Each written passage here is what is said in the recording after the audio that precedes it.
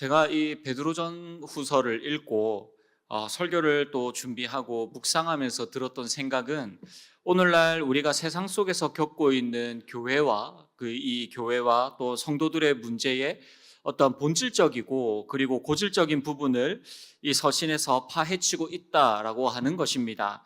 오늘날 한국 교회의 사회적 신뢰도가 바닥을 치고 있다라는 사실을 한 번쯤은 다 들어보셨을 것입니다. 한국 교회를 신뢰하지 않는다는 조사의 결과들이 기윤실이나 아니면 한국 목회 데이터 연구소의 자료에도 수록되어져 있고, 또한 여러 기사들을 통하여서도 심심치 않게 보도가 되어지고 있습니다.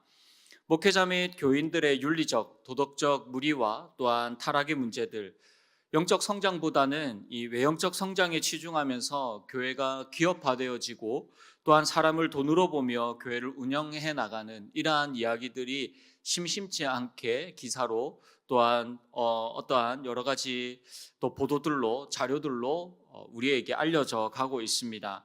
세상이 바라는 교회의 모습은 결국 이 언행일치의 삶입니다.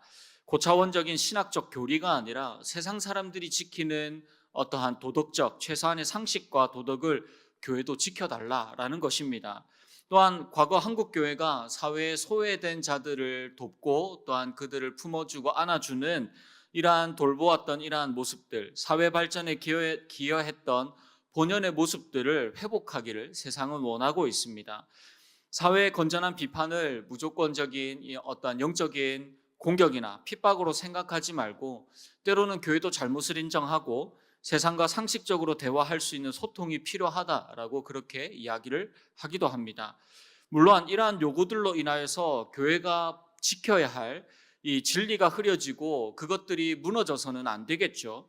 하지만 교회는 세상 속에 있다라는 것과, 그리고 이 세상과 구별된 거룩한 공동체임을 우리는 잊지 않아야 합니다.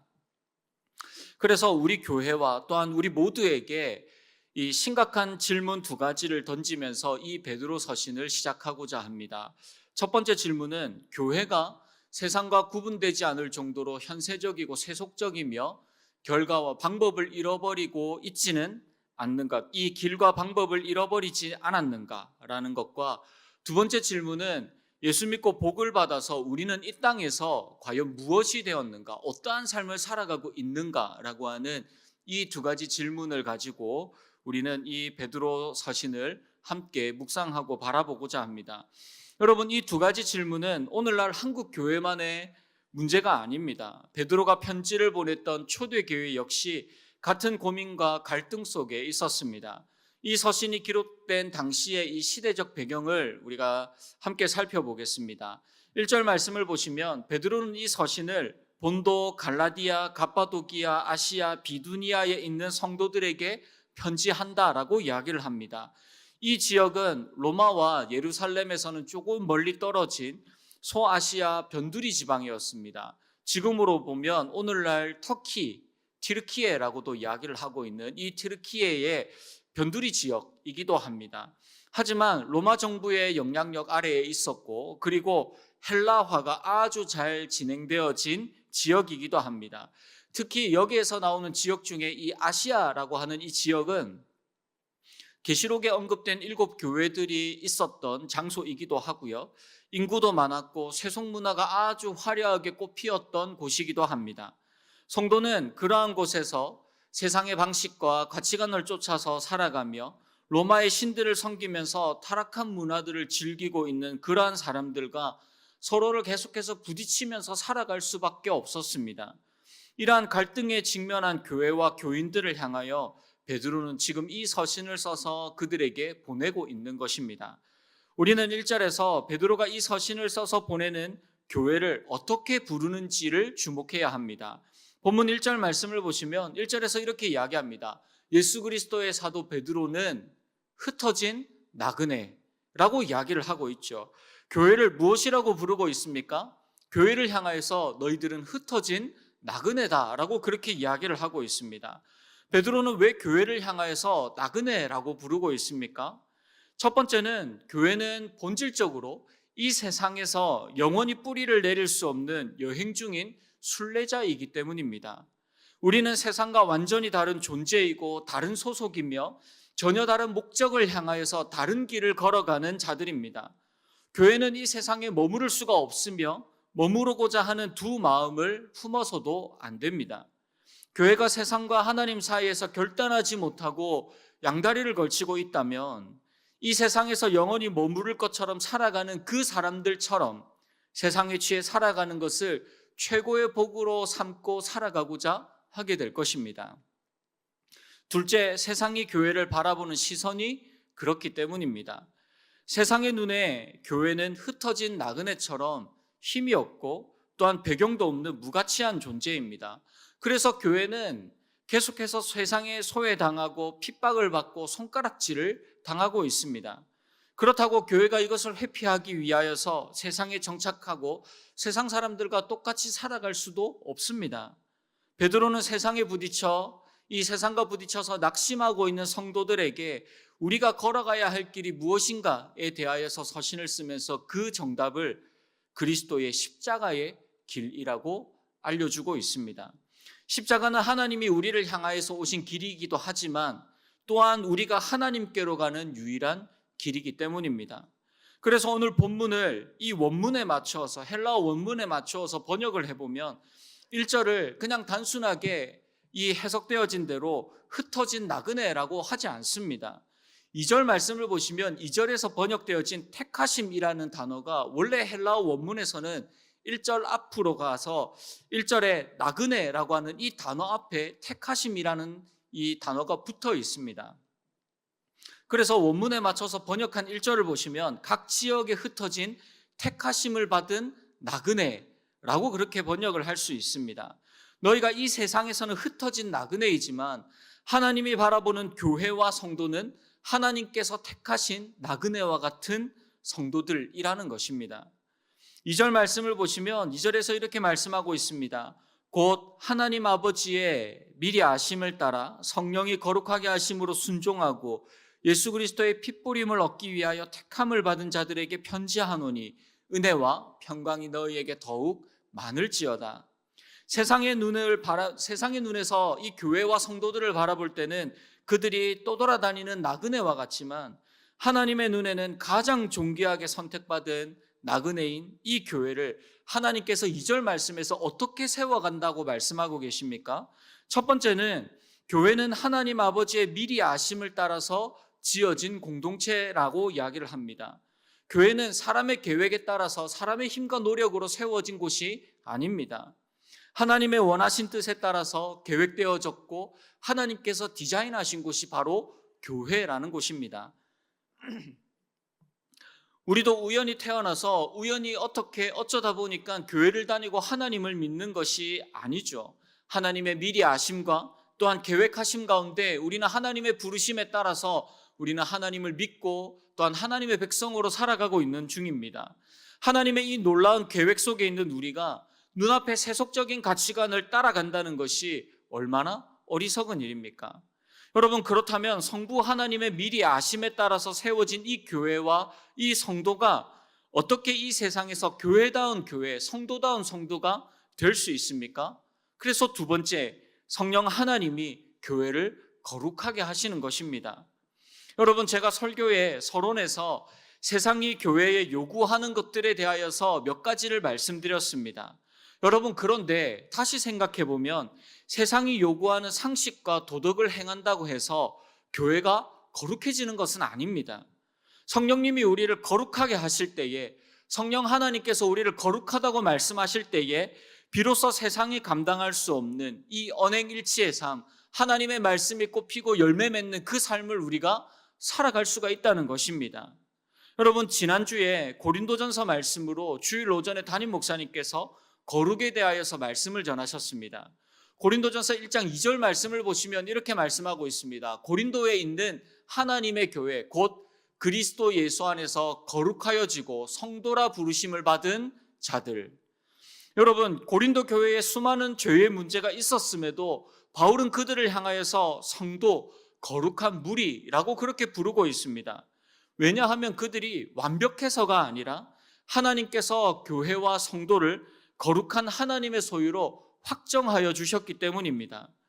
교회 안에서 성령의 역사를 힘입어서 병이 낫고 또한 방언을 한다고 해도 죄에서 돌이키는 참된 회개와 또한 거룩한 삶으로의 변화가 없다면 그것은 성령의 온전한 역사도 또한 성령 하나님께서 원하시는 방향도 방법도 아닙니다.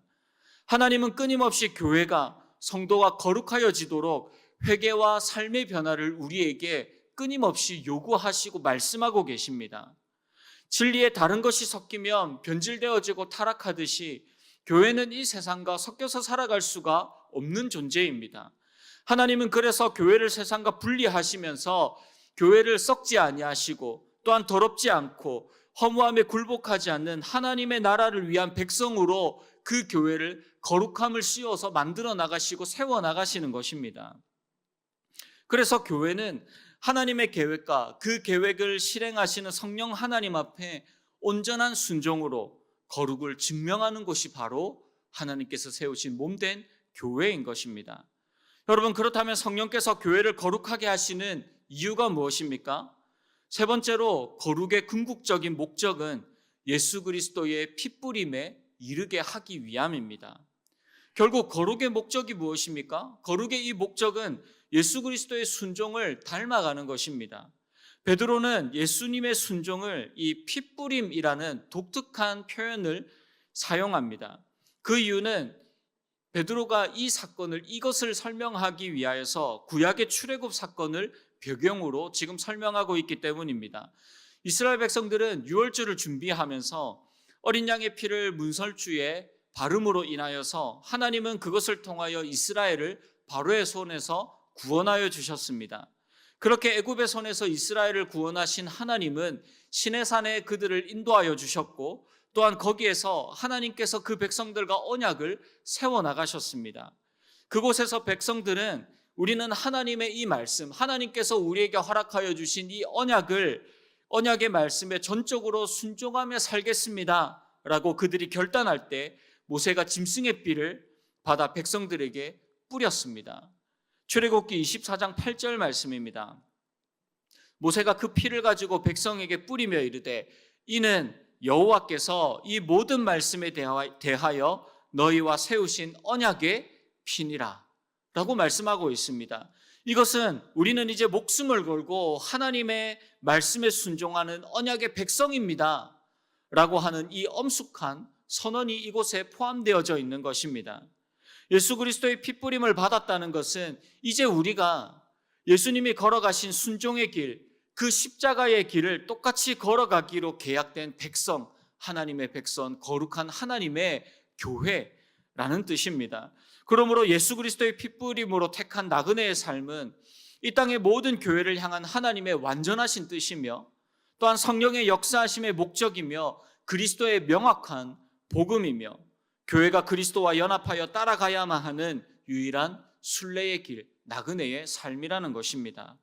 교회는 예수 그리스도의 순종과 피뿌림에 이르러야 합니다. 그분의 순종과 그분의 구속의 은혜를 우리가 마음껏 누리면서 살아가야 하지만 또한 우리는 그분의 순종과 고난에 참여하는 것 또한 우리에게 필연이며 또한 필수적이라는 것을 우리에게 보여주고 있는 것이죠. 그 길 외에 다른 길은 없음을 알고 우리는 세상에 눈을 돌리거나 세상에 뿌리를 내리고 살아가서는 안 되는 자들입니다. 이 세상의 거대한 방식에 위축되고 그들의 손가락질과 압박과 핍박 가운데 베드로는 교회를 향하여서 이러한 여러 가지 문제와 세상의 도전을 인간적인 노력으로 극복하라고 말하지 않습니다.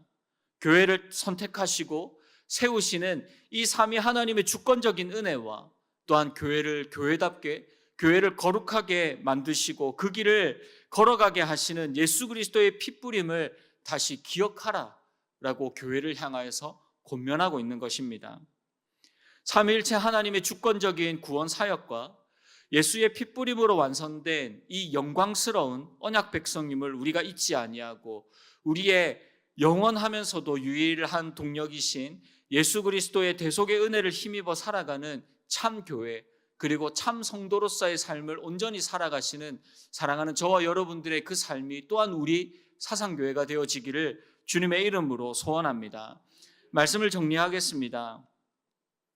본문의 이 수신자들은 로마 제국이라는 타락한 바벨론적 가치관 속에서 시민권 없는 외국인으로 분류되어지면서 세상에서 각종 박해와 또한 불이익을 받으면서 비참하게 살아갔던 사람들입니다.